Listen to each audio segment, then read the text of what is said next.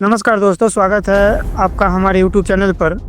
वक्फ संशोधन अधिनियम 2025 की लड़ाई अब सुप्रीम कोर्ट से राजनीति के मैदान तक पहुंच गई है। 29 जून 2025 को पटना के गांधी मैदान में वक्फ बचाओ संविधान बचाओ रैली में आरजेडी नेता तेजस्वी यादव, सांसद पप्पू यादव ने केंद्र सरकार पर जमकर हमला बोला। तेजस्वी यादव ने कहा कि हम इस बिल को कूड़ेदान में फेंक देंगे और पप्पू यादव ने इसे मुस्लिम अधिकारों पर हमला बताया।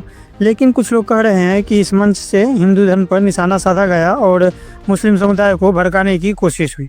हिंदू संगठनों का कहना है कि वक्फ बोर्ड ने मंदिरों और सार्वजनिक जमीनों पर कब्जा किया है और 1995 का वक्फ एक्ट इसकी जड़ है। क्या ये नया बिल हिंदुओं के चिंताओं का हल देगा या एक नया विवाद खड़ा करेगा? सुप्रीम कोर्ट में फैसला भी अटका हुआ है। आइए इस कहानी को समझते हैं। अगर ये वीडियो आपको पसंद आए तो लाइक करें, चैनल को सब्सक्राइब करें और बेल आइकन को दबाना न भूलें। चलिए शुरू करते हैं। 29 जून 2025 को पटना के गांधी मैदान में इमारत सरिया के बैनर तले वक्फ बचाओ संविधान बचाओ रैली हुई। बिहार, झारखंड और पश्चिम बंगाल से हजारों लोग जुटे और मंच पर तेजस्वी यादव, पप्पू यादव, सलमान खुर्शीद और AIMIM के अख्तरुल इमाम जैसे नेता मौजूद थे।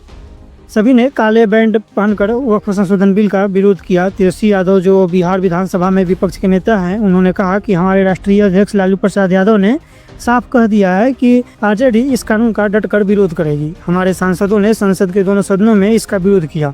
हमने सुप्रीम कोर्ट में भी याचिका दायर की है। उन्होंने ये भी वादा किया कि NDA की सरकार जा रही है, नवंबर में महागठबंधन की सरकार बनेगी और हम इस वक्फ बिल को डस्टबिन में फेंक देंगे। तेजस्वी ने बीजेपी पर निशाना साधते हुए कहा कि ये देश किसी के बाप की नहीं है। आज़ादी हिंदू, मुस्लिम, सिख, ईसाई सबके बलिदान से मिली है। पूर्णिया के निर्दलीय सांसद पप्पू यादव, जो कांग्रेस के करीब हैं, उन्होंने इस बिल को मुस्लिम समुदाय के खिलाफ साजिश बताया। उन्होंने कहा कि ये बिल संविधान विरोधी है। ये मुस्लिमों को जमीन और धार्मिक अधिकार छीनने की कोशिश है। सोशल मीडिया पर कुछ लोग दावा कर रहे हैं कि पप्पू यादव ने हिंदू धर्म पर निशाना साधा और मुस्लिमों को हिंसा के लिए भड़काया। इसलिए हिंदू संगठनों को लगता है कि ऐसी रैलियां हिंदू मुस्लिम तनाव बढ़ा सकती हैं। कुछ हिंदुओं का कहना है कि ये रैली सिर्फ मुस्लिम वोटों की सियासत थी, जो वक्फ बोर्ड द्वारा मंदिरों और सार्वजनिक जमीनों पर कथित कब्जे की शिकायतों को नज़रअंदाज करती है। क्या ये रैली देश को जोड़ने की कोशिश थी या बांटने की? आइए इस बिल की पूरी कहानी को समझते हैं। हिंदू संगठनों का कहना है कि वक्फ एक्ट 1995 ने वक्फ बोर्डों को ऐसी ताकत दी कि वे बिना सबूत के मंदिरों, ग्राम सभा की जमीनों और सार्वजनिक संपत्तियों पर दावा कर सकते हैं। वकील हरिशंकर जैन ने सुप्रीम कोर्ट में कहा कि वक्फ एक्ट की धारा 40 के तहत बोर्ड बिना नोटिस या सुनवाई के संपत्तियों को वक्फ घोषित कर सकते हैं। इससे हिंदू मंदिरों और सार्वजनिक जमीनों पर कब्जा हुआ। मिसाल के तौर पर उत्तर प्रदेश में 27% वक्फ संपत्तियाँ हैं, जिनमें कुछ मंदिरों की जमीनें भी शामिल हैं। 2025 का बिल वक्फ वायुजर को खत्म करता है और रजिस्ट्रेशन को अनिवार्य करता है। अखिल भारतीय हिंदू महासभा जैसे संगठन इसका समर्थन भी करते हैं, क्योंकि उन्हें लगता है कि ये वक्फ बोर्ड की मनमानी को रोकेगा। वक्फ संशोधन बिल 2025 को 4 अप्रैल को लोकसभा में और 5 अप्रैल को राज्यसभा में पास किया गया, लेकिन 65 से ज़्यादा याचिकाओं ने इसे सुप्रीम कोर्ट में चुनौती दी। 20 से 22 मई 2025 को CJI BR गवई और जस्टिस ऑगस्टिन जॉर्ज मसीह ने सुनवाई की और अंतरिम रोक पर फैसला सुरक्षित रखा। अभी तक कोई नया फैसला नहीं आया है।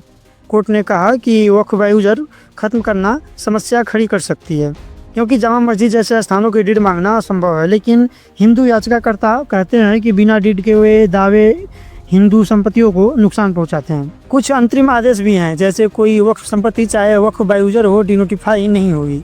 वक्फ बोर्ड या केंद्रीय वक्फ परिषद ने कोई नई नियुक्तियाँ नहीं होंगी। ये आदेश अभी लागू हैं।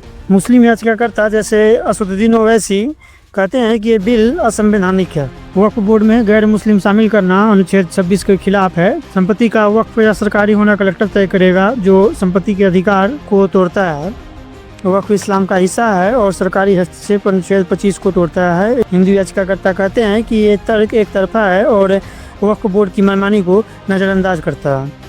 केंद्र सरकार का कहना है कि बिल पारदर्शिता लाएगी। वक्फ बोर्ड प्रशासनिक है। 22 में से सिर्फ 2 से 4 गैर मुस्लिम सदस्य होंगे जो धार्मिक नहीं प्रशासनिक काम देखेंगे।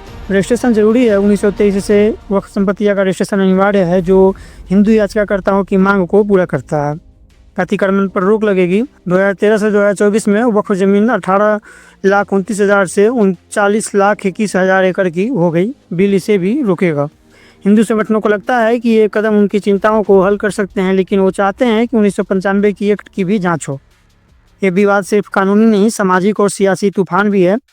हिंदू याचिकाकर्ता कहते हैं कि वक्फ बोर्ड ने मंदिरों और सार्वजनिक जमीनों पर दावे किए हैं। अगर बिल रद्द हुआ तो ये मनमानी जारी रह सकती है। केसी यादव और पप्पू यादव की रैली ने मुस्लिम समुदाय की चिंता को आवाज़ दी है कि बिल उनकी धार्मिक स्वायत्तता छीन रही है। बीजेपी नेताओं जैसे सुधांशु त्रिवेदी और गौरव भाटिया ने तेजस्वी के कूड़ेदान बयान को संसद और सुप्रीम कोर्ट का अपमान बताया। अप्रैल 2025 में मुर्शिदाबाद में वक्फ बिल पर हिंसा में 3 लोग मरे। सुप्रीम कोर्ट ने इसे परेशान करने वाला कहा। केसी यादव और पप्पू यादव की रैली को बीजेपी समाजवादी सियासत कर रही है, जबकि महागठबंधन इसे संविधान की रक्षा बता रहा है। दोस्तों, तेजस्वी यादव और पप्पू यादव की रैली ने बिहार की सियासत में आग लगा दी है। सवाल ये है कि क्या सुप्रीम कोर्ट बिल पर रोक लगाएगा या हिंदू याचिकाओं को सुनेगा? क्या पटना रैली हिंदू मुस्लिम तनाव बढ़ाएगी या संविधान की रक्षा करेगी? आपकी क्या राय है, कमेंट में ज़रूर बताइएगा। तो दोस्तों, वक्फ संशोधन बिल, तेजस्वी और पप्पू की रैली और हिंदू चिंताओं की कहानी सुप्रीम कोर्ट के फैसले का इंतजार कर रही है। क्या ये बिल बिहार चुनाव पर असर डालेगी? ये हमें आप कमेंट बॉक्स में ज़रूर बताएं। अगर वीडियो आपको अच्छी लगी हो तो लाइक करें, शेयर करें और चैनल को सब्सक्राइब करना ना भूलें। मिलते हैं अगले वीडियो में, तब तक के लिए धन्यवाद।